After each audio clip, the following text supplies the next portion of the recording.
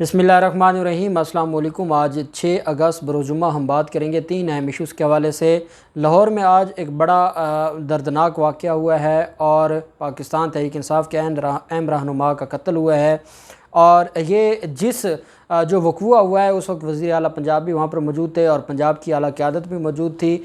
मलिक असद खोखर कौन है जिनको आज वज़ीर नामज़द किया गया है, और जो मुख्तलिफ़ खोखर माफिया है लाहौर में उनके साथ क्या तल्लक़ है और इनके कत्ल के पीछे कौन है, बड़ी अहम तफसीलात हैं जो मैं आपके साथ शेयर करने जा रहा हूँ। साथ हम बात करेंगे जो रावलपिंडी के एक्स कमिश्नर हैं, साबिक़ कमिश्नर रावलपिंडी, उनकी दरख्वास्त ज़मानत पर आज एंटी करप्शन लाहौर की अदालत में बड़ी अहम समाअत हुई है, उसका मुख्तसर अहवाल आपके साथ शेयर करूँगा।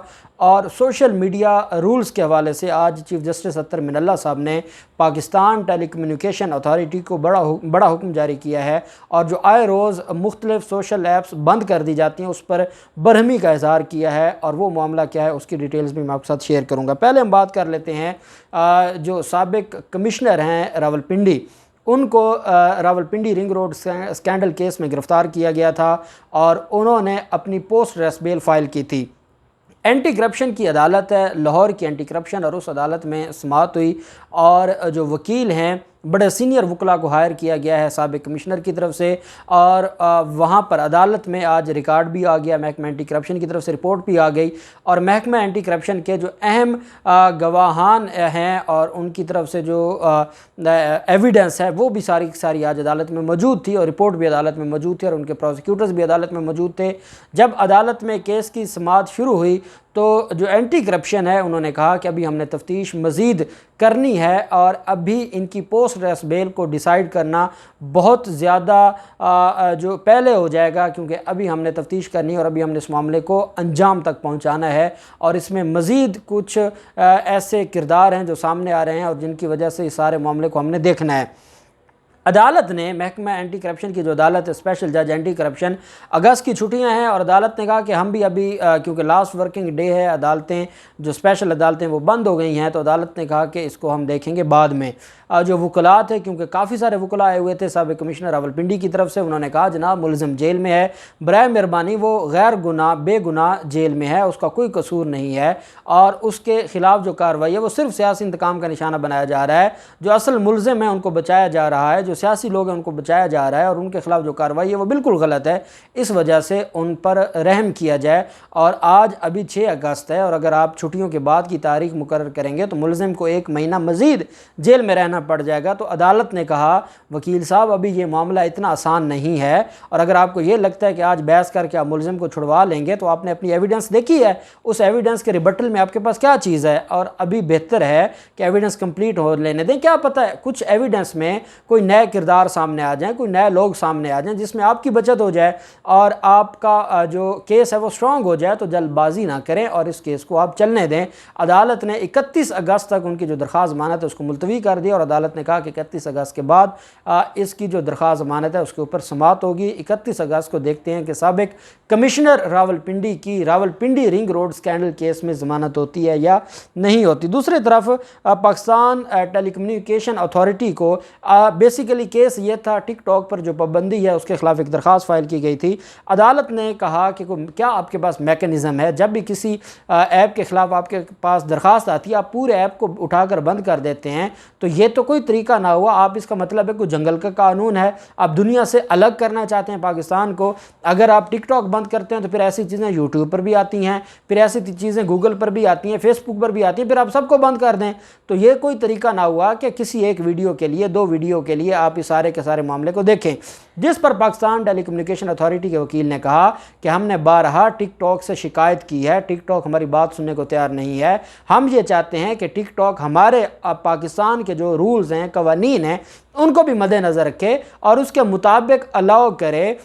उसकी मिसाल दी कि जैसे यूट्यूब है, उन्होंने अपनी एक कम्युनिटी लेवल बनाया हुआ है, ख़ास तरह की वीडियोज़ हैं जिनको कम्युनिटी अप्रूव नहीं करती, और क्योंकि वो जो यूट्यूब की कम्युनिटी के मुताबिक नहीं होती, इस वजह से कि ख़ुद यूट्यूब या डिलीट कर देती है या डीमोनेटाइज कर देती है। लेकिन टिकटॉक ऐसा कोई भी रूल्स रेगुलेशंस नहीं बना रहा, इस वजह से हमारे पास और कोई ऑप्शन नहीं है कि हम टिकटॉक को बंद कर दें। अदालत ने कहा कि ये 21वीं सदी है, लोगों का ज़रिए मुआश है और आप इस सारे के सारे मामले में क्या कह रहे हैं। फिर अदालत को बताया गया जी कि पेशावर हाई कोर्ट का भी ये फ़ैसला है, सिंध हाई कोर्ट का भी फ़ैसला है, बराए मेहरबानी हम उन फैसलों के ख़िलाफ़ नहीं जा सकते। अदालत ने कहा पढ़ के सुनाए फ़ैसले। जब पेशावर हाई कोर्ट का फ़ैसला पढ़ के सुनाया गया, जब सिंध हाई कोर्ट का फ़ैसला पढ़ के सुनाया गया, तो उस पर अदालत में ये बताया गया कि अदालत ने कहा कि ये बताएं कहाँ अदालत सिंध हाई कोर्ट या पेशावर हाई कोर्ट ने कहा है कि आप मुकम्मल बंद कर दें। आपने तो ऑर्डर पढ़ने की जहमत ही नहीं की, आपने तो अदालतों के ऑर्डर को गलत इंटरप्रेट किया है। आप एक दफ़ा तो तसल्ली से पढ़ लेते और आपको पता चल जाता कि अदालतें क्या चाहती हैं। अदालतें मुकम्मल तौर पर किसी ऐप को बंद नहीं करवाना चाहती, अदालतें उसके हवाले से आपसे रूल्स मांग रही हैं और आप उठा के सारी ऐप को बंद कर देते हैं। तो अदालत ने इसके ऊपर बरहमी का इज़हार किया और अदालत ने कहा कि इस तरीके से ये मामलात नहीं चलते। चीफ जस्टिस जो अतर मिनल्ला साहब हैं, उन्होंने ये भी कहा कि आप इंटरनेट का जो है वो अगर गलत इस्तेमाल हो रहा है तो उसका दुरुस्त इस्तेमाल भी है। जो दुरुस्त इस्तेमाल हो रहा है आप उसको अप्रिशिएट करें, आप लोगों की तरबियत करें, आप अपनी तरफ से रियासत की तरफ से वीडियोज़ अपलोड की जाएँ जो लोगों को अखलाकियात के हवाले से, वीडियोज़ के हवाले से, रूल्स के हवाले से। आपके पास FIA का फोरम है, आप FIA के फोरम से जो गलत चीज़ अपलोड करते हैं उसके खिलाफ कार्रवाई करें और आप पूरे के पूरे एक नेटवर्क को या ऐप को बंद न करें। और अदालत ने कहा कि सारे के सारे मामले पर कोई और मुल्क भी ऐसा कर रहा है तो बताया गया कि जो भारत है, भारत में ऐसा है, बांग्लादेश में अदालत ने कहा आप उनके अपने मसाइल हैं, आप उन मसाइल को यहाँ जो है वो गड़बड़ ना करें और आप इस मामले पर मज़ीद मेहनत करें और काम करें। और आप सिर्फ मनफी चीज़ों को देखते हैं, आप मुस्बत चीज़ों को नहीं देखते। अगर आप मुस्बत चीज़ों को देखेंगे तो आपको पता चलेगा कि ये चीज़ें पाकिस्तान के अंदर बेहतरी भी लेके आ रही हैं और कई लोग हैं उनको वो मुतारफ़ करवा रही हैं। अदालत ने जो इस्लामाबाद हाई कोर्ट है उन्होंने सेक्रेटरी IT को नोटिस जारी करते हुए जवाब तलब किया और PTI को टिकटॉक पर पाबंदी आयद करने पर अदालत को कहा कि आप मुतमईन करें अदालत को और मैकेनिज़्म बनाएं और वफाकी हुकूमत से मुशावरत का भी कहा है। और अदालत ने कहा है कि 23 अगस्त तक केस की जो समाअत है उसको जो है वो मुलतवी किया जाता है। अब 23 अगस्त की जो समाअत है तब जो है उसके बाद अदालत इसका फ़ैसला करेगी।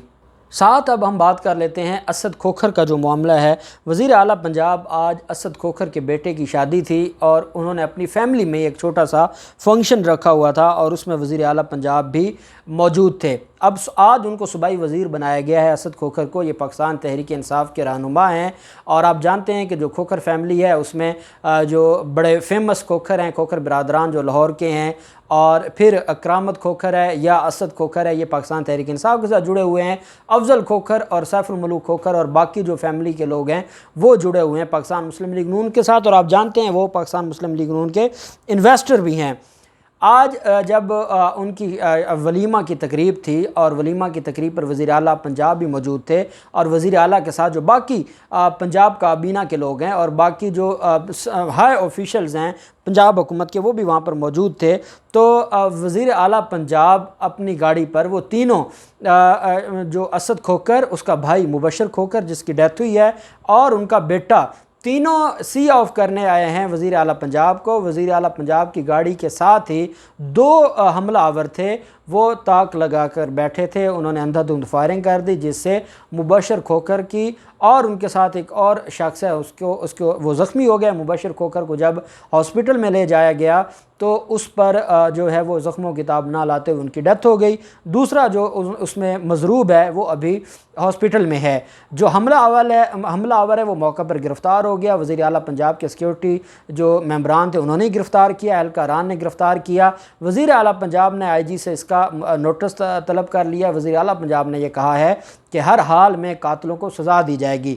जब उन कातिलों को से पूछा गया कि आपने मुबशर खोखर को क्यों कत्ल किया है तो उन्होंने कहा कि मुबशर खोखर के ख़िलाफ़, मुबशर खोखर को जो उनका जो उर्फ़ आम में जो उसको पुकारा जाता था गोगा के नाम से, वो कहते हैं कि गोगा ने हमारे चचा को कत्ल किया था और हम उसका बदला ले लिया है हमने, और हम काफ़ी अरसा से पूरी कोशिश कर रहे थे और हम उसका बदला लेने आए थे। हमारे नॉलेज में नहीं था कि वज़ीर आला पंजाब आ रहे हैं, ना ही वज़ीर आला पंजाब को नुकसान पहुंचाना हमारा मकसद था, ना ही हमने वज़ीर आला पंजाब पर हमला किया है। क्योंकि पहले मीडिया के ऊपर ये चीज़ें आईं फ़ौरन कि वज़ीर आला पंजाब के काफ़िले पर या उनकी तकरीब पर वज़ीर आला पंजाब पर हमला हुआ है और वो बच गए और साथ किसी की, तो उन्होंने कहा कि हमने वज़ीर आला पंजाब से हमारा कोई लेना देना नहीं है, हमारे इनके साथ ख़ानदानी दुश्मनी चलती आ रही है, हमारे चाचा को उन्होंने कत्ल किया था, उसका बदला लिया है और उसका बदला लेके हमने इसको उमर मज़र नाम है हमलावर का जो गिरफ़्तार हुआ है और जिसका ये कहना है कि हमने अपने चचा का बदला लिया है।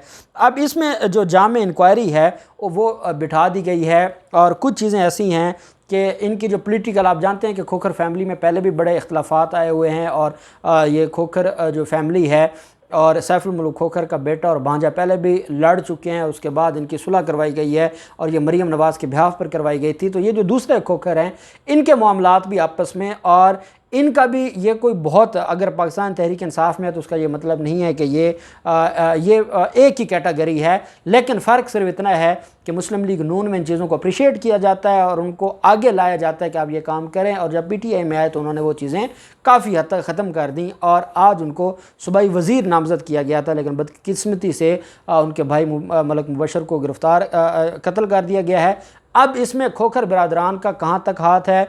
IG पंजाब के ऑफिस से ये बात सामने आई है कि हम इस मामले पर अभी तहकीक कर रहे हैं, तफ्तीश कर रहे हैं, क्योंकि इस पर मुख्तलिफ़ लोगों ने इसके ऊपर बात की है कि कहीं खोखर बिरादरान या जो खोखर फैमिली है क्या वो तो इसमें मुलव्वस नहीं थी, या मुस्लिम लीग नून के जो खोखर फैमिली है वो तो इसमें मुलव्वस नहीं थी।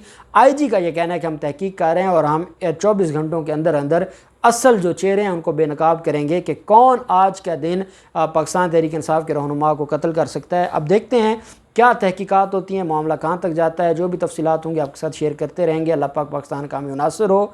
बहुत शुक्रिया। अल्लाह हाफिज़। पाकिस्तान जिंदाबाद।